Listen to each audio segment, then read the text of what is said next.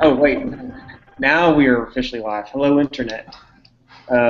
This is Seth Youngman from StakingThePlains.com, and I am joined by uh, Brian and Spencer, also from StakingThePlains.com. And we all were able to watch the Texas Tech 2015 spring game in Midland. Saw the incredibly strong, quite strong chest hair of Pro Petro CEO was on display for everybody. I was It very, was a good looking patch very of cabbage. pumped about that. What's that? It was a good looking patch of cabbage. Just there. Yes, absolutely. Good look. Um, so we're here to talk about the spring game, and so this is our first go round, our first foray into trying to do something online and where you can listen to us and see our smiling faces. And be gentle. We'll try and post this on Monday, and then we'll kind of go from there. So we'll see how it goes. Hopefully it goes well. We're thinking that these will go maybe 30 minutes or so, with the idea that that's about all you can stand of us. Perhaps we'll do longer hangouts. We did invite everybody. Dan was going to bring taco, but that didn't work out. Travis, Oh, and so maybe next time we'll actually have a large chaotic group going on next time. So okay, so Spencer, you mentioned kind of in our pre-show meeting that you kind of wanted to talk a little bit about the context of how this really is. We still have a handful of practices left, maybe 6 or 7, and right. so we really don't get to see a finished product quite yet. Yeah, I mean, we heard that it was, either the 8th, 9th, or 10th practice in the spring. So it wasn't a true spring game where a spring game would be your last practice of the season, number 15. And I just thought that was kind of a good place to start when we start thinking about, what we can take away from the spring game and anything that we were able to see there. Just that, it's not a finished product. I think even during the interview during the game with David Gibbs, he said that he's only been able to install about half the defense, so we weren't even able to see the full product on defense. And obviously it's going to be it's going to be vanilla anyways. But we're halfway through the spring, and we were kind of joking around that this wasn't really a spring game anyways. It was more like a televised practice. The scrimmage went for just over an hour, and that's much shorter than I was expecting. I don't know what I was expecting because I didn't I didn't realize it was going to be in the middle of the spring schedule, so I was expecting practice number 15, spring game, the whole deal. But yeah, I just thought that would be a good place to start to kind of set us up, kind of temper our expectations of what we were able to see from the spring game, and go from there. So Brian, just kind of your 2 cents here. From what you could tell of the defense, I mean, to me, it looked more than competent, which is, we have these backhanded compliments whenever we talk about the Texas Tech defense ourselves. But so kind of talk a little bit about how the defense. I mean, we're like, yeah, this is I can live with this. Yeah. So the defense, to me, when I looked at our defensive line particularly, is kind of what stood out, because it actually looks like we have a defensive line. People seem to be the right weight in the right places. Ant Smith is huge. I really kind of wasn't suspecting that, but he looked great. Brandon Jackson was in the backfield a lot, and so we definitely have a ways to go with still shoring up some tackling techniques and stopping the run, particularly if I seem to notice, maybe not when our offense is running straight behind the center, but kind of when we started going a little bit off tackle, and the offensive line was moving and shifting around, you could definitely tell that our defensive linemen would get caught a little bit off balance, and they would be able to, the running backs would be able to get to the second or third level. But all in all, the linebacking core looked really great. Micah Alway had that one interception that was negated by I believe, an offside penalty. But if you watch the replay of him backpedaling, tracking the ball, and he actually turns on the balls of his feet really quickly to make that stick. So we should be pretty good. I mean, it's Senior Layton there, and then our secondary, I'm pretty bullish on. Nigel Bethel had a great little break out of a route to knock down a pass at one point. There was always a corner in the area, and so it's got to be encouraging to see what we're doing. But at the same time, how much of that is the cornerbacks and safeties, or are the cornerbacks and safeties doing that, or are we still kind of lacking in wide receiver core? And so it's one of those things. It's a balance. It's a spring game. The biggest thing that we can all take away is Texas Tech does have a football team. They will be playing next year. But other than that, you have to be encouraged. I mean, given what we saw last year, I think we're starting to get where we want with personnel. Yeah, I couldn't agree more. It did seem like it just seemed to just flow a lot better. Mm-hmm. Maybe, Spencer, maybe you can talk a little bit about how maybe how the offense looked in context. I mean, right now, this is really Mahomes' first spring. And not only is it his first spring, but it's also he's splitting time. And have I mentioned, or has it been mentioned before, that he has a 4.0? Because I mentioned that if that hasn't been mentioned. Not that that's not impressive, because it totally is, but that was definitely something that was driven home during the broadcast, which, again, he's fantastic. Seriously, from all accounts, he's supposed to be just a terrific kid who just is just incredibly blessed. But maybe, Spencer, talk a little about what you thought about the offense in context of, we still have a handful of practices left. Yeah, well, did you guys know that he also plays baseball? I mean, whoa, right? Stop the hangout. We got other things to get to. All right, cut it right here and start over. No, right. But yeah, I mean, I'm gonna go back to that.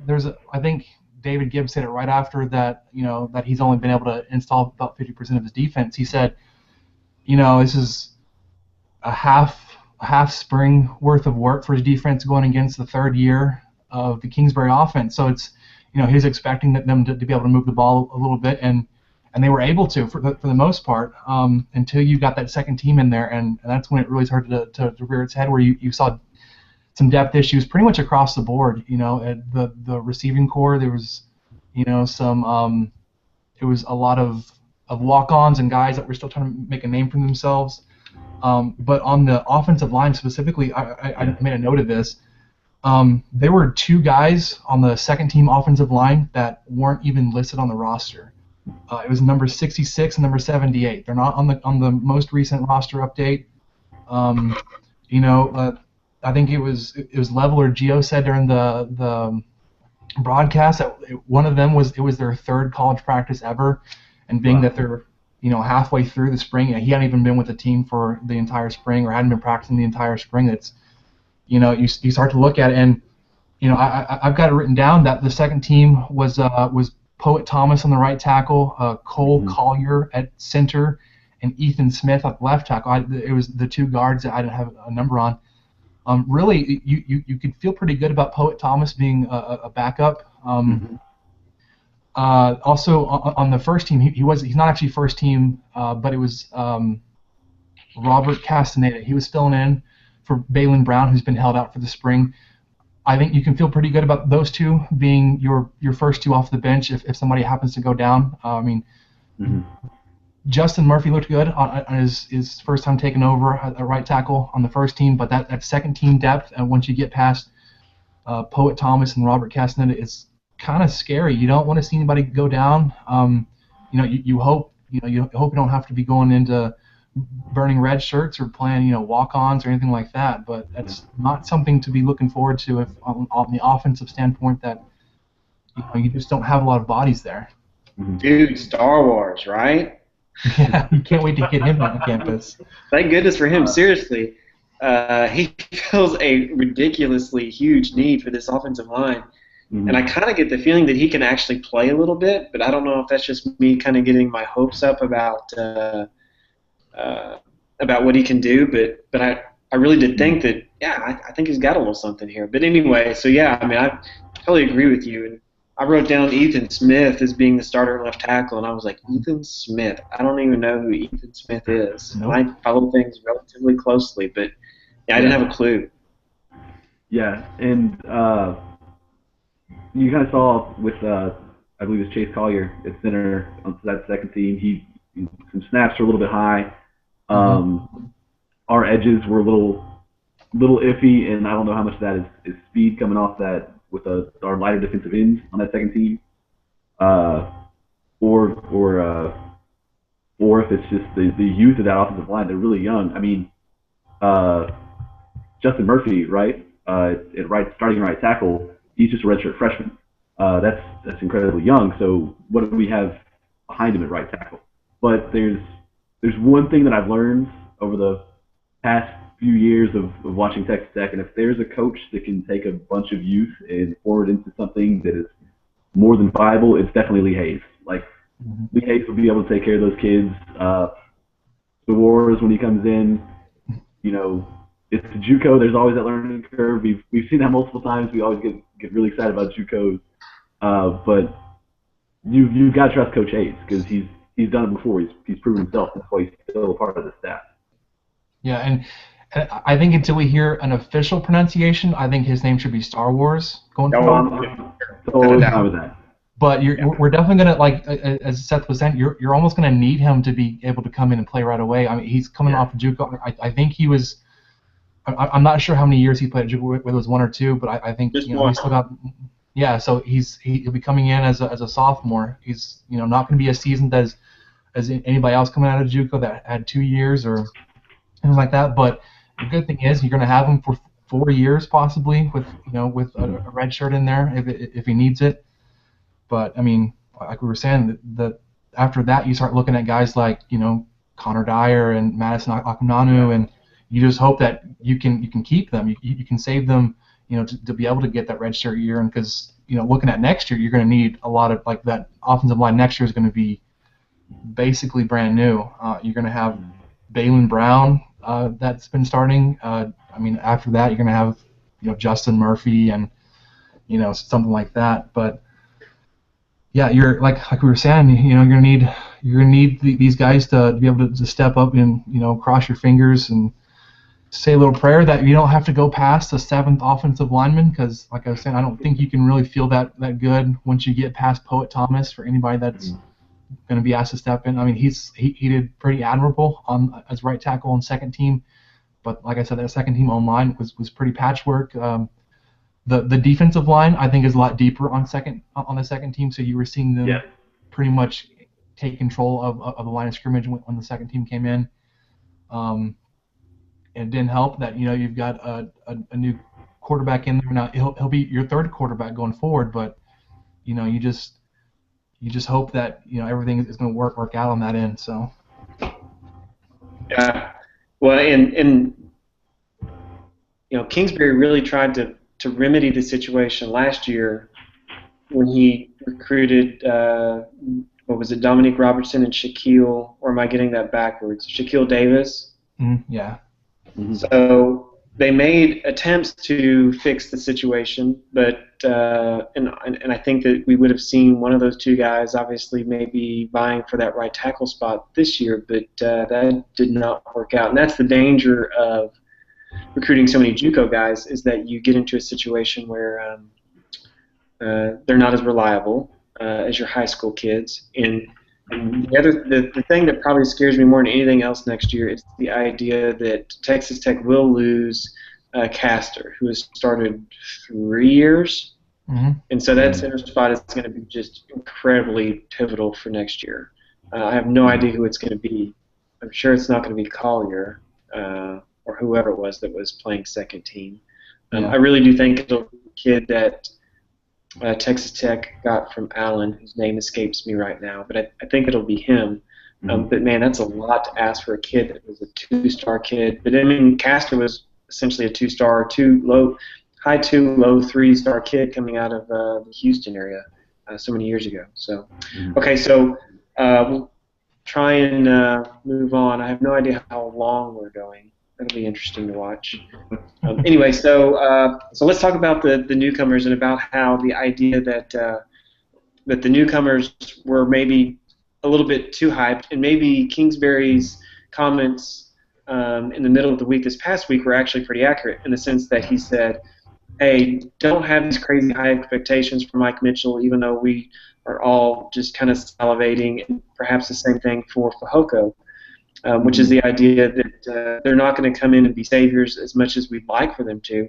They're just going to be guys, part of the rotation. And, Fehoko was definitely part of the second team unit on the defensive line, partly third team too, I guess. And then the same thing for Mitchell is that he's kind of working his way in. I guess he was kind of second team, perhaps third team a lot of the time. So we'll start off with Brian. Talk a little bit about what you thought about Mitchell. I know that you were, wanting to really pay attention to him. Talk about what you thought about his play thus far. Mike Mitchell definitely looks like a linebacker. I mean, he's got the size. He was fast. He's all over the field. You saw him mostly as an outside linebacker type. But it's what Kingsbury said was very accurate. He's still knocking off some rust, I feel. He seemed like he was a step behind, just in registering plays. He was always there, but I kind of would like the reaction to be a little bit faster, I believe. However, what was really encouraging is he was actually on special teams. He made that very first tackle in the spring game on the kickoff unit. And so I think as we have, Awe and Nato and Pete kind of solidifying that linebacker spot as starters, Mitchell on special teams is going to be fantastic just because it's all about using that speed and size and strength to attack, find the ball carrier, take him down, not too much thinking. That should really help him get up to speed. But I was encouraged by what I saw, and I think that it's one of those things, just like Kingsbury Gibbs has said, he hasn't played in 2 years. He's done scout team, and he's had practically 2 redshirt years, one at Ohio State, one at Tech.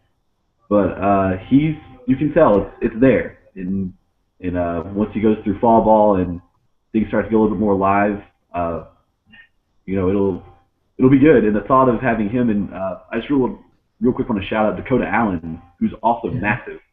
The thought of a Dakota Allen, Mike Mitchell, and then hopefully Devontae Hinton linebacking core, all 3 of those on the field at the same time, that's really exciting to have that solid of kind of the back part of your front 7 to be those 3 guys. And of course, with Hinton, it's all conjecture right now, but you've got to be encouraged. The size of Allen and okay, so I thought that the closing speed for Mitchell was maybe the most impressive thing. That was he has serious range, and I mean, there's no kind of coaching that can make up for that kind of range because Texas Tech normally doesn't have that kind of range.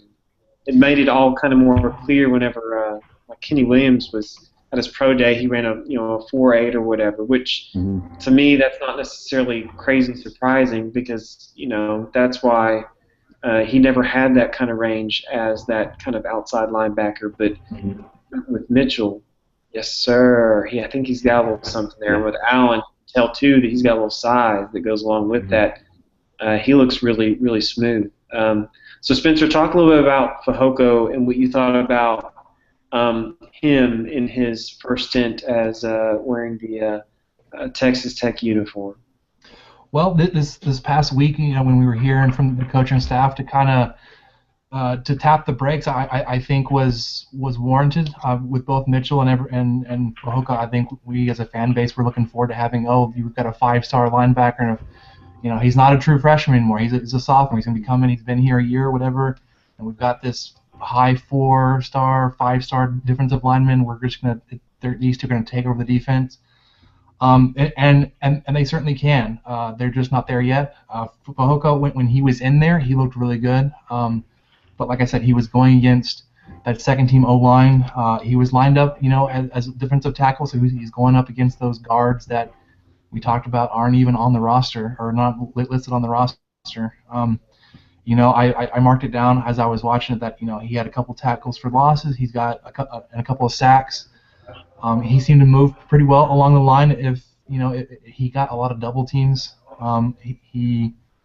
He looked good, but he's not somebody that's going to take over the defensive line just yet. I think that's still going to stay with Rick Levi and Keelan McElrath or McElrath, how we're going to pronounce that name. I've heard it so many different ways. And even a guy like Demetrius Alston, Fehoko got the skill, definitely. He's got the talent. He's got the size already. We're not going to have to worry about him bulking up in the weight room or trimming some fat off or whatever. He's there now. He's got to figure it out. He's got to figure out how to play at the college level, which I don't think is going to take him as long. We may see him enter in the rotation pretty solidly middle of the season, I think. Mm-hmm. He's definitely, where he's got a lot of expectations on his shoulders, and I think rightfully so. I think he's going to be a really great defensive tackle. He's just not there, or he wasn't there yet when we saw him. Like I said, this is practice number 8 for him at Texas Tech, and to see him doing what he was doing, being here, end of March now. I mean, he's been here 3 months and about to take over the defensive line, or has the potential to take over the defensive line. I think it's there. And there was something else I noticed with Mitchell before we actually completely move on. There was a play where he tracked down scrambling. What was the quarterback? It wasn't Payne Sullins. It was Shimanek. He rolled out. Yeah, he rolled out opposite of Mitchell, but Mitchell came all the way across the field for a touch sack, and it was you guys were touching on it. It's closing speed. That's something that we would have seen guys like VJ Fehoko or Will Smith. They would like trail the quarterback, and he would have picked up 10, 15 yards till somebody from the secondary caught up. But it's somebody that Mitchell was able to track down at or around the line of scrimmage with that plus speed that he's got. But back to Fehoko, like I said, I think he's going to get it. He's just halfway through his first spring. He's still working on it. I do feel in general though that the defensive line rotation is going to be pretty solid with or without him. And that's not a knock on him at all. I think having seniors and Levi, McElrath, Jackson, Robertson, all those guys all the way across, and even some of the second team guys, I think it's just a testament to the depth that has been built, which unfortunately we're going to lose in a heartbeat after the season's over, with most of those guys being seniors. But I think he's going to be able to work his way into the rotation, and I think going forward, it's going to be his, his party basically on the line of scrimmage when he gets it all worked out.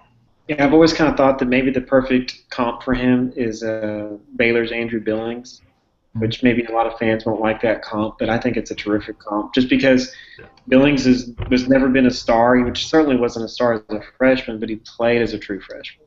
And that's the key. And he didn't just come in and knock people around or whatever. He worked at it, and he eventually, his stats aren't going to be all that impressive. But by the time he's a junior and even a sophomore, I think he was a sophomore last year, and he'll be a junior this year. He's going to be an all-conference defensive tackle. And, so it just takes time for those guys. To have the expectation that he's going to come in and star, it's unfair to him. And I think Kingsbury was accurate to kind of temper those expectations a little bit, and kind of tell us, hey, you guys don't make them, don't anoint them just yet, which I think is appropriate, especially when you're dealing with some young guys. So we're going to go off script just a little bit because I mentioned this whenever I talked about the 10 things this morning, which was the idea that if Kingsbury is telling us, hey guys, temper your expectations about Mitchell and Fehoko, but hey, Reginald Davis has been fantastic. Now, he wasn't fantastic necessarily yesterday, but it's not like there were just a ton of reps for the Mhm. first team, I thought. So do we trust Kingsbury? I think that he mentioned last year that Reggie was going to be fantastic, and that was going to be his breakout player of the year. And then we kind of find out that he's not maybe working as hard on every play, and there's some things that it's a consistency thing. It's always a consistency thing. Whenever kids aren't playing very well, it's because they're just not being consistent. So Brian, do you think that we should be trusting Kingsbury whenever he says, "Hey, I think that Reggie's going to be just a star," or should we just kind of hold off on that and tap the brakes a little bit and kind of figure out where we're at? Yeah. I think, and this might be homerism, but my philosophy has always been those coaches see the kids daily, and they see what they do in practice, and particularly with the spring, with most of the practices being closed, and we don't know what's going on. I mean, Kingsbury was right about Josh Outlaw being beast on the defensive line, Yeah. and he was right about Mike Mitchell and Fehoko. I mean, kind of going back to Fehoko, you could tell he was used to being stronger than the people he's going up against, and so he's going to have to develop some work. In terms of Reggie Davis, that first screen that he caught was great. That was his bread and butter. That's what he excelled at when we first saw him. The kickoff returns are catching his passes and making enough. And so I'm inclined to believe Kingsbury. And at the end of the day, it's always on the individual players to keep up their side of the deal. And they have the potential. The coaches have the potential to invest in playing in those positions and getting that screen time. If they don't follow through, you're going to see what happens. Red started to get phased out, and you see more Billy Cantrell or other type of outside receivers that we have J.F. Thompson. We still have some freshman receivers in this class that could come in and blow us away if they feel a spot. I'm still not convinced our wide receivers are what we want. I haven't seen enough. But at the same time, the kind of way the scrimmage was, we're still playing with our chest. I think there weren't really great play calls. We'll find out when we line up against somebody else that they haven't played against every single day. Yeah, I definitely think that, so today I was thinking about writing a post about all the potential wide receiver targets and or offers or whatever, and I started to look at the long list and realize how much work that was going to entail, and so I kind of just maybe do this some other time. And so because the idea here is that they're still going after a ton of wide receivers. So even if after they got 4 or 5 in the 2015 class, I guess it was 5, they're not stopping because I think that they do realize that basically I think it would be fair to say that the wide receiver is maybe it's a 5 deep group perhaps. I don't know if that's being fair or not, but if you take 4 starters and then maybe add Cantrell and perhaps Cameron Batson, you could maybe make an argument that it's 6 deep, but it's not like there's just a ton of players there who are capable of making plays, and so that is a little bit worrisome to not really have that depth. And now the good thing is that Grant's going to be the only senior, so there's going to be plenty of time for these guys to kind of make a difference, but for a couple of years, and so they'll have time to kind of build that depth back up. But for the most part, I think that what we see is that the coaching staff is going to be offering. I mean, I think they probably have 15 to 20 offers out there. So it's a huge group. Okay, so let's see here. I also put on here running back, so we'll stick to offense. It seemed like that. The running backs looked really solid, although, as Spencer mentioned, there were a couple plays where Alway made some terrific tackles on Washington, I think it was, and but the running backs really looked fantastic. And I've already kind of written this, so if this will be repeated if you read the 5 things about running backs, which is the idea that I really do think that this is, you know, it would make me so happy if this was a team that averaged 2,000 yards on the ground, or not average, that would be a lot. It's total 2,000 yards on the ground. Total 2,000 yards on the ground, and got those touchdowns back up to where it was a little bit more respectful. I think there were 6 or 9 or something like that. It wasn't 8. There's not very many touchdowns on the ground last year. So Spencer, talk a little bit about what you saw from the running back position and kind of what you thought about how they looked overall. Yeah, well, we didn't actually get to see a lot of DeAndre Washington yesterday. He took a few carries and you know, he did his usual thing where he broke some tackles in the line of scrimmage and got 10 yards, but he had a lot of carries. We did see some flashes from Justin Stockton. With, you know, his new number 4, they were making the comparisons with Bradley Marquez, and I know a big complaint or concern about him last year was that anytime he got the ball, he was going off tackle, he was doing some kind of swing pass or whatever. He knew where he was going. And I kind of felt that was a little unwarranted. He had a couple of really big plays through the season that he ran up the middle, but we saw definitely yesterday he was not afraid to go between the tackles. He was able to use his speed to be elusive in the middle, and you know, he did really well. We did see some flashes from Quentin White as a fullback. We saw that big play from one of the first series. Where, you know, he shook Sam Matoy and broke off like 60 yards. You know, which is good to see. I still don't know if we can consider him a true fullback because, you know, he's been a running back for Tech for 2 years now, and that's kind of how he's been trained, and that's who he is. Besides that, I mean, they were just really solid top to bottom. Awesome flashes from DeMarcus Hamilton. We were also hearing we're supposed to be having pretty good speed.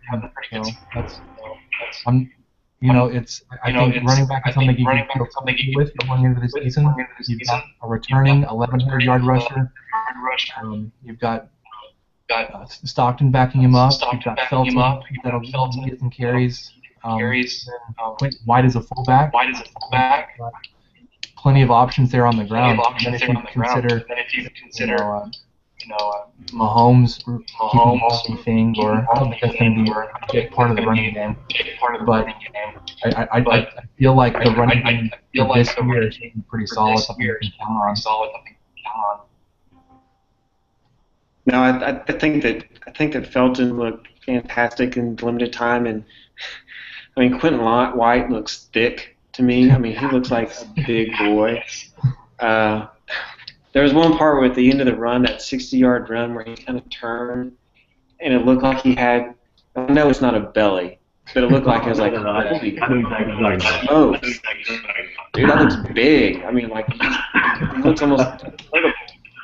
But I think that the idea is that, you know, if you have a fullback that can do what he does, and by the way, I think that his nickname is Big Spin, and I think he just had a little boy, and he calls his little boy Lil Spin, Lil Lil Spin. So Big Spin and Lil Spin. But and he didn't put a spin move on too, which I thought was he always puts on the spin move, and he didn't put one on, even though he had opportunities. I know he had a guy in front of him about 40 yards down the field, and he could have just flat out spun, but he didn't. He just ran right past him. So maybe he's listening to Jinx. But I thought I'm totally excited about the running backs, and if the offensive line can stay healthy, and the receivers can marginally get downfield, which I don't think is going to be a problem this year, simply because that is what Mahomes does. He does not throw the ball in intermediate routes. It is like, you know, balls to the wall, throw down the field, and you know, and that opens up so much down the line of scrimmage. Okay, so let's talk about the secondary. We saw what I thought was a pretty solid group in terms of how Tevin Madison and Nigel Bethel played. I really don't think that I noticed a ton of other guys other than I thought to myself, I think I did look at the roster at one point and thought to myself, man, Peyton Hendricks can hit.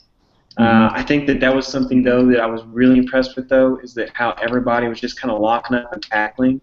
And I thought to myself that was going to be something that was going to be a little bit forgotten as everybody was going to be trying stripping the ball. But the technique seemed to be pretty solid. So Brian, kind of talk a little bit about what you thought you saw out of the secondary. Yeah, sure. Like I said before, Nigel Bethel kind of had the big kind of secondary play in terms of, I guess it was a little 15-yard stop route. Receiver cut to I think it was Lauderdale, cut to the sideline, but Bethel broke on the ball really well, swatted away. In terms of the rest of the secondary, relatively quiet. I mean, Kevin Madison had another play. Keenan Ward stood out to me. He did a good job keeping the running back on one play. He got the running back in front of him. Broke him out of bounds, I believe, but he also broke on a screen route pretty well. He was able to stop that. The secondary I'm looking for is what we talked about before on the site.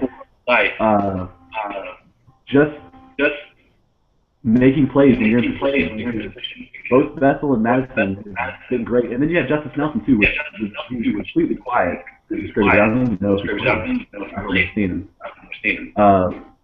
But those three are great about being where as long as they can figure out how to turn around, find the ball, and make a play on it, whether it be on its way or turnovers. I think we'll be set. Yeah. Okay. So I mean, I'm kind of in total agreement with you. So, Spencer, you got anything you wanted to add? Well, I was just going to jump in and say that I'm pretty sure that Justice Nelson started opposite of Bethel. And then just one quick note about the defense, because it was something I was paying a lot of attention to. Because a base 4-3, when you go against a spread offense like Tech, you're not going to have three linebackers. And I think that third cornerback or nickelback that came in, Kevin Madison, which I think you can obviously feel pretty comfortable with all three of them and their pass coverage skills. And like Brian said, the safeties did pretty well keeping things in front of them. I was also impressed with Derek Dixon after Jalen Barnes went down. Which you hope is nothing serious, just help him out for just to keep it safe and everything. But I also kind of came away impressed with Coley. He made a couple of pretty good plays, and obviously that's a great size to be back in the defensive backfield. So. I will also say, did anybody else notice how far our corners were playing every play? I mean, we knew we weren't going to do man coverage or anything, but they were about 10 yards off the wideout. Just about every play. So that'll be interesting to see if that's kind of going to be the base that we have for our quarters playing that far off. So, and I thought that the other thing that I saw too was the idea that they were playing off, but they were also playing with their rear ends to the sideline, which means that they wanted to funnel things towards the safeties more times than not. And it seemed like last year the secondary was, I mean, they were playing straight up and they weren't forcing the issue. And maybe they weren't strong enough to really force the issue. They just kind of played it. And that's why so many guys got burned going deep, because they had zero safety help. But I noticed a couple times, especially with Bethel, I mean, he was lined up and his ass was to the sideline, which means that he's funneling everything towards the safeties, which I think is a really good thing, because I mean it seems like there's a little bit more of a plan in the secondary as opposed to just kind of winging it and just saying, okay, you got this guy and you got that guy kind of thing. So, okay, so let's talk one more time, or a couple more times, a couple more things about, so just general impressions, perhaps, and maybe your spring MVP thus far. I don't even know if that's really even fair based upon an hour-long scrimmage. You Mhm. may not choose Mr. Pro Petra. He's off limits because I've already chosen him. Um, but okay, so Spencer, we'll start with you and just last impressions, and then just maybe talk about who you were most impressed with during the game. And we haven't even talked about Mahomes. Should we talk about Mahomes first? Sure. I will always talk about Pat Mahomes. Okay, so we would probably be totally remiss if we didn't talk about quarterbacks. So yay Mahomes! I thought he looked fantastic. Do you guys have anything to add? Let me know if you want to chime in on Mahomes, because I really do think he's going to be fantastic this year. And he has a 4.0, by the way. I think that Brian should start off with what he said about seeing Mahomes in the back, how it was comforting him. Let him share that. So I sent our pre-hangout emails a bunch of Mahomes today. I watched the game twice today. Watching Mahomes, I have complete and total confidence. Even if a play doesn't go well, if it's an incomplete pass or something, just the amount of confidence that he instills in me, that he knows what he's doing and will make a play when it needs to be made, is great. I call him, he's like a binky. Like he's that safe thing where it's like, it's fine because he's pulling the trigger. And so there were times over the past few years watching our quarterbacks. Did we lose Seth? Still there? No, he's back. Okay. Oh, I'm back. Okay. Are you guys okay without me? Is everything cool? My internet crapped out. I panicked a little. Survived. Yeah. Okay. We were talking about Pat, so it's okay. I mean, but no, he's got great pocket awareness. He's got the arm to make the throws, and when he gets out of the pocket, he just adds that dimension that we haven't seen in a long time, particularly in the red zone. Just because he's going to make defenses stay honest, and it's just really I haven't had this much confidence in a Tech quarterback since Graham Harrell, I guess. And I think that might be a little almost unfair and probably a little crazy. Seems how Pat's only played how many games for us? 3 or 4? And your confidence probably wasn't even like your confidence level was probably junior year Graham Harrell, not sophomore year Graham Harrell, because at that time it was. So I mean, think about how far ahead of schedule Mahomes actually is in terms of his experience. I mean, it's kind of ridiculous. Yeah, right. It's crazy, and I'm not by any means comparing him to Mariota, but Mariota was no. Yeah. But he was a quiet leader, and he just walked the walk, and he did what needed to be done. And I kind of get those vibes from Pat a little bit. Like you don't see him yelling and barking a lot, but he just gets out there and runs the play. And we saw him change a few plays at the line of scrimmage today during the scrimmage. But we didn't see it all last year. No, not at all. And so he's learning, and the more you watch him, it's just like I feel really calm with him, because I know that if there's a bad play, it doesn't seem to stick with him. He just goes out and tries it again.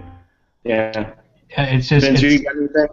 Yeah, I was gonna say it's just amazing to see how far he's come, how quickly. Because I remember when we saw him get his first time in against Oklahoma State, he just looked lost. Like, yeah, you like one of his first plays, he turns the ball over and he's got that look on his face that he almost always has when he's looking to the sideline. But you're like, wow, this kid, he's not ready. But then he took over full time for Davis there towards the end of the season. You're just like, this is a true freshman, and he's throwing 80-yard bombs, and this is not what we would expect a true freshman to do. And then there's one play specifically in the spring scrimmage or game, whatever you're going to call it, where Kingsbury had him started back I think on their 5-yard line.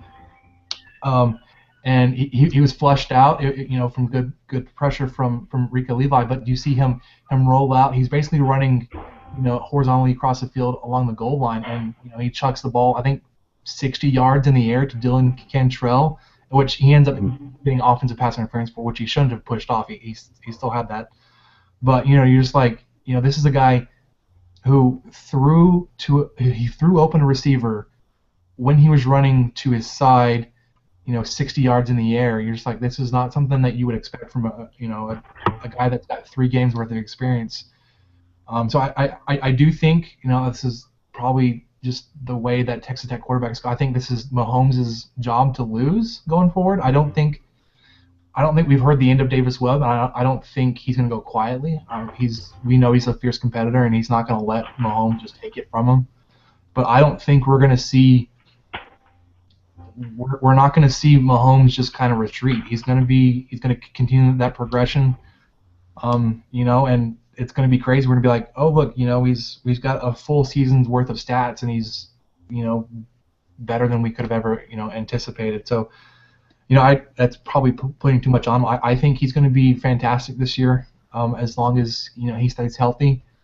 And even then, we're hoping and praying that Davis Webb has been able to fix some of those problems that we thought we may have identified towards the middle of the season, where he was locked onto receivers or he wasn't going through his progressions all the way. I do think you've got a pretty talented 1-2 there at quarterback, with obviously, or at least for me, with Mahomes being the number 1 guy right now. Mm-hmm. Yeah, and in the way that Kingsbury is currently offering in or considering these quarterbacks, I mean, Mahomes is the way with the future. I mean, this is it. Mm-hmm. Mm-hmm. I mean, something similar to what Mahomes does is what Kingsbury wants. I mean, it seems very clear that this is exactly what he wants. So it should be interesting, at least going forward. So, okay, so we got the quarterback out of the way. You guys have had a little time to think about who you maybe would consider to be your kind of final thoughts, and who you thought the player of the scrimmage was on Saturday. So, Brian, let's start with you. In terms of just overall excitement and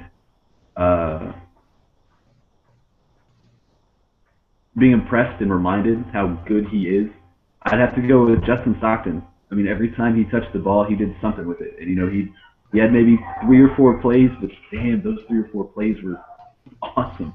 And so he's just exciting to watch.